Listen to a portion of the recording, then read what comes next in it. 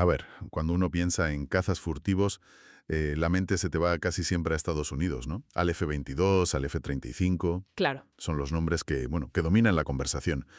Pero desde hace ya unos años hay un nuevo actor en ese club tan exclusivo. ¿Y qué actor? Un actor que no solo ha entrado, sino que lo ha hecho dando un portazo. China y su Chengdu J-20, el Weilong, o dragón poderoso. Y es que ha pasado de ser una especie de, no sé, de fantasma, de rumor en foros de defensa, a una realidad muy, muy tangible, una realidad que está cambiando los cálculos estratégicos en todo el Pacífico. Totalmente. El debate que ha generado es enorme, porque durante años la pregunta en los círculos de defensa era si se trataba de una simple copia de tecnologías occidentales o de algo genuinamente nuevo. Exacto. Un espejismo o un verdadero, digamos, cambio de paradigma en el poder aéreo. Justo ahí quería llegar. Y esa es un poco de nuestra misión hoy. Tenemos sobre la mesa un artículo enciclopédico muy completo y vamos a usarlo para ir más allá de los titulares, para entender la tecnología, la estrategia y la ambición que hay detrás de este avión. Pues vamos a ello. Así que vamos a desgranar esto. ¿Es el J-20 solo una imitación sofisticada o representa un salto tecnológico real para China? Es la pregunta del millón, desde luego. Y para responderla, creo que hay que empezar por el principio, por su origen, porque la historia de su desarrollo es casi tan interesante como el propio avión. Fue de todo menos convencional. Y sobre todo rapidísimo. Increíblemente rápido. Hablemos de ese nacimiento. El proyecto, bueno, surge del programa JBX a finales de los 90, que era un esfuerzo muy teórico en aquel momento. Pero el momento clave, el que lo pone en el mapa mundial, es su primer vuelo. El 11 de enero de 2011. Exacto. Y aquí hay una anécdota que de verdad parece sacada de una película de espías. Totalmente. Es que es de película. Ese mismo día, el secretario de Defensa de Estados Unidos, Robert Gates, estaba de visita oficial en China. Hay que imaginar la escena. Pues sí. Estás en Pekín, en reuniones de altísimo nivel para limar asperezas. Y de repente, tus asesores te pasan una nota. Una nota que dice que el supuesto caza furtivo secreto de China acaba de hacer su primer vuelo a 1000 kilómetros de allí. La coincidencia es como mínimo sospechosa. Mucho. Según se cuenta, Gates le preguntó directamente al entonces presidente Hu Jintao por el vuelo. ¿Y qué le dijo? La respuesta oficial fue que era una prueba planificada, sin ninguna relación con la visita. De hecho, las fuentes indican que el propio presidente Hu pareció sorprendido. O sea que cabe la posibilidad de que ni él lo supiera. Eso ha llevado a especular durante años si el estamento político estaba al tanto del momento exacto o si fue, digamos, una jugada del ejército para enviar un mensaje muy claro. Un mensaje de poder, claro. Sea como fuere, hay que imaginarse la cara de los agregados militares en la Embajada de Estados Unidos esa mañana al leer los informes. Debió de ser un desayuno bastante tenso. Me lo imagino. Un mensaje muy claro, intencionado o no. Pero más allá de la anécdota, lo que a mí me impresiona es la velocidad. De ese primer vuelo en 2011 a entrar en servicio oficialmente, solo 6 años. 6 años. Para un programa de esta complejidad es un tiempo récord. Y eso se debe a una filosofía de desarrollo muy, muy diferente a la occidental.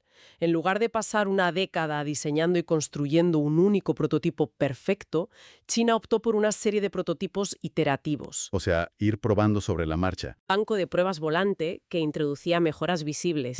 ¿Y eran mejoras sustanciales o simples retoques? ¿Cuál fue el prototipo que hizo que los analistas internacionales dijeran: un momento, esto va en serio? Sin ninguna duda, el prototipo con el número de serie 2011, que voló por primera vez en 2014. Vale. Ese fue el punto de inflexión. Ya no era una máquina experimental tosca. Este avión incorporaba unas tomas de aire supersónicas sin desviador, las famosas DSI, que son un elemento de diseño muy, muy sofisticado. Has mencionado las DSI. Sé que son importantes, pero para que se entienda, ¿por qué? ¿Qué ventaja aportan exactamente? Pues es un avance clave, de verdad. Los aviones más antiguos, como un F-15 o un Eurofighter, necesitaban rampas y compuertas mecánicas muy complejas y pesadas en las tomas de aire. Entiendo. Todo para gestionar el flujo de aire a velocidades supersónicas. Las DSIs logran exactamente lo mismo con una simple protuberancia fija en el fuselaje. O sea, menos peso y menos piezas móviles. Exacto. Esto las hace más ligeras, más fiables y, lo más importante para este avión, mucho más difíciles de detectar por el radar. El prototipo 2011 también lucía ya un revestimiento furtivo de calidad y una serie de sensores infrarrojos pasivos repartidos por el fuselaje. Ahí fue cuando el escepticismo empezó a desvanecerse, ¿no? Ahí fue cuando la gente empezó a tomárselo muy en serio. Y los que vinieron después, como el 2013 o el 2015, siguieron puliendo el diseño. Exacto. Añadieron sondas de reabastecimiento en vuelo retráctiles para aumentar su alcance y toberas de motor con un diseño dentado para suprimir la firma infrarroja. Fue un proceso de refinamiento constante y además muy público. Hasta que en 2017 llega el granito. El J-20 entra oficialmente en servicio y con eso China se convierte en el segundo país del mundo, después de Estados Unidos, en tener un caza furtivo de quinta generación operativo. Un cambio radical en el tablero de juego. Absolutamente. Vale, entiendo la velocidad y la iteración, pero lo que siempre me ha llamado la atención de este avión es su silueta. Es inconfundible, casi extraña, con esas pequeñas alas delanteras. Los canards. Eso es. ¿Qué historia hay detrás de ese diseño tan particular? Aquí es donde la cosa se pone realmente interesante, porque tocamos el gran debate de ingeniería que ha rodeado al J-20 desde el principio. Esas pequeñas alas delanteras, los canards, han sido motivo de controversia durante años. Porque la lógica parece indicar que añadir más superficies móviles en la parte delantera del avión es malo para el sigilo. Exacto. Crean más ángulos para que reboten las ondas de radar, ¿no? Esa era la crítica principal, y es una crítica lógica. Sin embargo, los ingenieros chinos hicieron una apuesta muy clara. Los canards ofrecen una ventaja aerodinámica brutal. ¿En qué sentido? Proporcionan lo que se llama una gran inestabilidad controlada. Esto, que suena a algo malo, en realidad se traduce en una agilidad y una maniobrabilidad muy superiores, sobre todo en ángulos de ataque altos. Maniobras críticas en un combate aéreo cerrado, un dogfight. Justo, un avión con una cola convencional pierde autoridad de control en esas situaciones. El J-20, con sus canards y sus alas en delta, mantiene una capacidad de maniobra excepcional. Entiendo el argumento de la agilidad, pero suena a una solución de compromiso. ¿No sería inherentemente más furtivo un diseño limpio como el del F-22, sin canards? ¿O es que este diseño les da una ventaja en maniobrabilidad que consideran que vale la pena ese posible riesgo? Has dado en el clavo. Es una filosofía de diseño diferente.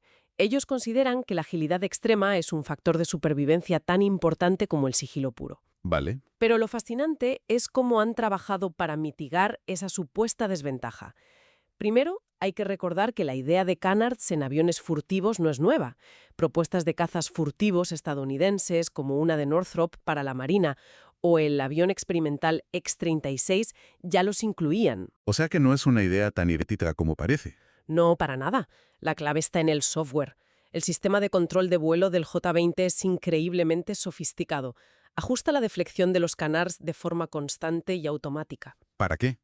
para presentar siempre el ángulo menos reflectante posible hacia las amenazas que detecta. En cierto modo, el avión se esconde a sí mismo en tiempo real. Fascinante.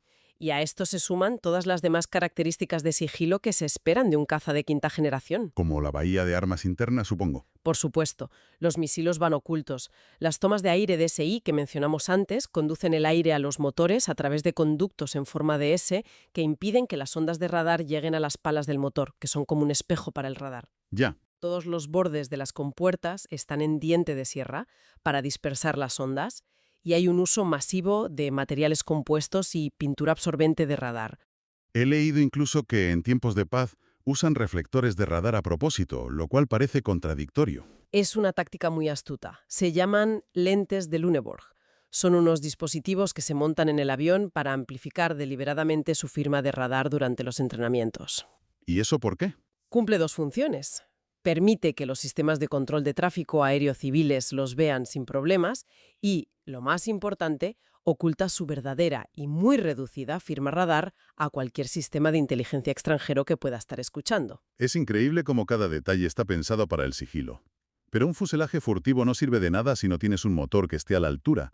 Y he leído que precisamente el motor ha sido el gran talón de Aquiles. Y ahora, quizás, la gran victoria de la industria china. Eso es. Totalmente. La saga de los motores del J-20 es el mejor termómetro para medir el avance real de la industria aeroespacial de China.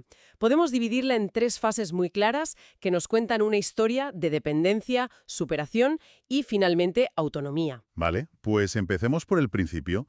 Dependían completamente de tecnología extranjera, supongo. Exacto, esa es la fase 1, dependencia rusa. Los primeros prototipos y los primeros lotes de producción volaban con motores rusos, los Saturn AL-31. Que eran motores buenos, pero no ideales. Eran fiables, un motor conocido y potente, pero no estaba optimizado para el sigilo y no tenía la potencia que el diseño del J-20 demandaba a largo plazo. Era una solución temporal, un parche para poder poner el avión en el aire. Lo que nos lleva a la fase 2, la solución provisional china. Precisamente, el motor Shenyang US-10C. Y este ya fue un paso de gigante. Supuso un esfuerzo industrial enorme, pero consiguieron un motor que no solo igualaba en rendimiento al ruso, sino que además incorporaba mejoras clave. Ajá. Tenía las toberas dentadas que mencionamos antes para reducir la firma infrarroja y de radar desde atrás. Y lo más importante, le dio al J-20 la capacidad de supercrucero. Que, para que se entienda, es la capacidad de volar a velocidades supersónicas de forma sostenida sin tener que usar el postquemador, ese chorro de fuego que vemos en los despegues. Y que consume una cantidad brutal de combustible. Claro, y te hace brillar como un árbol de Navidad en el espectro infrarrojo, algo que quieres evitar a toda costa en una misión furtiva. Has hecho un resumen perfecto. Y eso nos lleva a la tercera y última fase, el objetivo final. El motor que siempre estuvo diseñado para el J-20, el Shenyang US-15. El motor definitivo. Un motor mucho más potente, diseñado desde cero para las exigencias de este avión. Las fuentes que manejamos confirman que los vuelos de prueba con el WS-15 comenzaron en 2023. Este motor es el que le dará su máximo rendimiento y completará el círculo. Dándole una independencia tecnológica total. Total.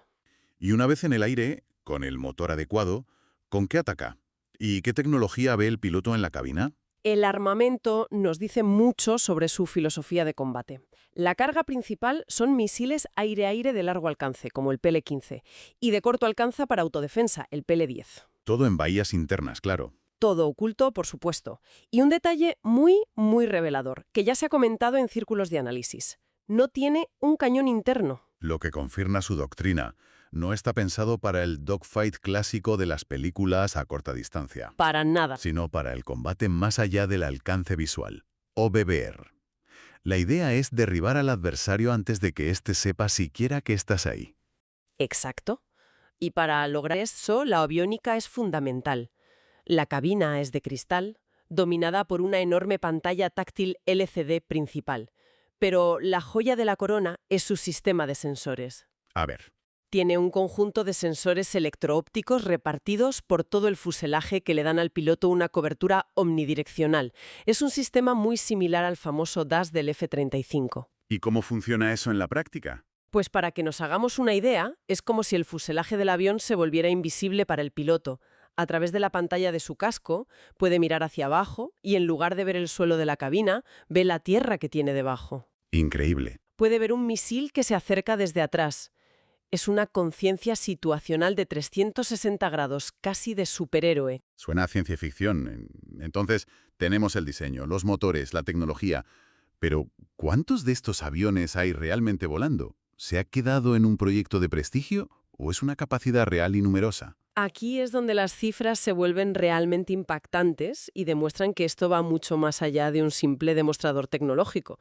En 2019, el fabricante, Chengdu, empezó a producir en masa los J-20 equipados ya con los motores chinos WS-10C. Eliminando por fin la dependencia de Rusia. Correcto. A partir de ahí, la producción se aceleró de una forma que ha sorprendido a muchísimos observadores. Sí, y el artículo que manejamos da un dato clave para poner esto en perspectiva, un dato que a mí me dejó, muy sorprendido. Sí, uno que es muy simbólico. En 2023 se estimaba que el número de J-20 producidos, más de 200, ya superaba el número total de F-22 Raptors fabricados por Estados Unidos. Que fueron 187 aviones antes de que se cerrara la línea de producción hace más de una década. Exacto. Es increíble ese dato, que la producción del J-20 ya supere a la del F-22, el avión que durante décadas fue el símbolo intocable de la superioridad aérea. Dice mucho del cambio de era en el que estamos. Muchísimo. Y la tendencia es al alza. La estimación más reciente de la fuente es que para septiembre de 2025 la flota superará los 300 aviones. Es una escala de producción masiva. Y en medio de esa vorágine aparece la variante más intrigante de todas, ¿El J-20S? la versión biplaza. Eso siempre me ha resultado curioso. En una era en la que todo tiende a la automatización, ¿por qué añadir un segundo piloto o un caza tan avanzado?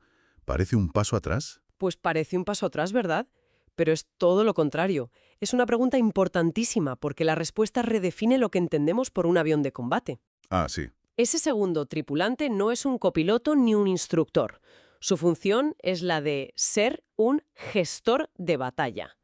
El J-20S es el primer caza furtivo biplaza del mundo y su propósito es ser un multiplicador de fuerza. Un gestor de batalla.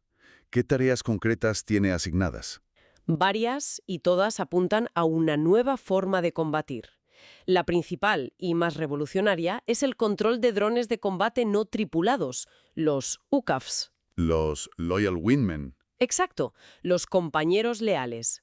Mientras el piloto de delante se concentra en volar el J-20 y en el combate inmediato, el tripulante de atrás dirige a un enjambre de estos drones, enviándolos a explorar, atacar objetivos o actuar como señuelos. O sea que un solo J-20S se convierte en el cerebro de un pequeño escuadrón robótico. Exactamente.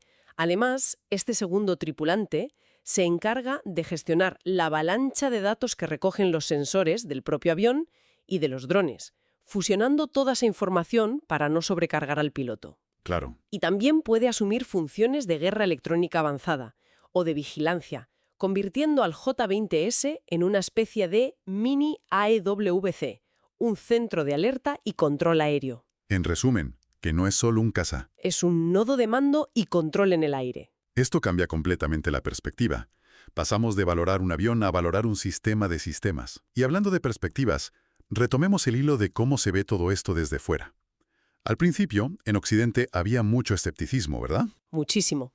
Durante los primeros años, la narrativa dominante era que, bueno, aunque tenía la apariencia de un avión de quinta generación, probablemente sus sistemas, su sigilo, sus motores no estaban a la altura. Se le veía más como un demostrador tecnológico. Eso es. Más que una amenaza real.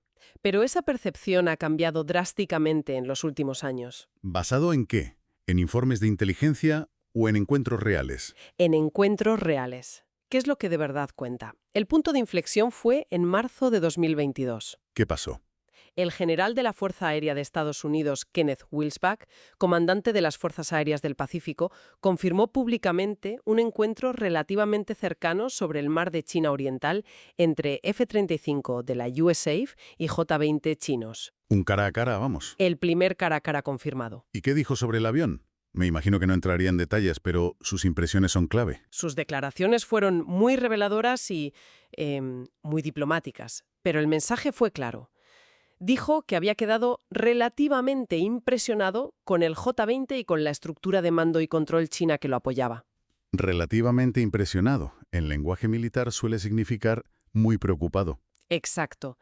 Y admitió algo muy, muy significativo, que sus aviones de alerta temprana, los grandes E-3 Sentry con el radar giratorio en el lomo, tuvieron serias dificultades para detectar a los J-20 a tiempo. Que tu principal avión de radar y vigilancia, tus ojos en el cielo, no te vea venir, es la definición de un problema muy serio. Es la definición de sigilo efectivo.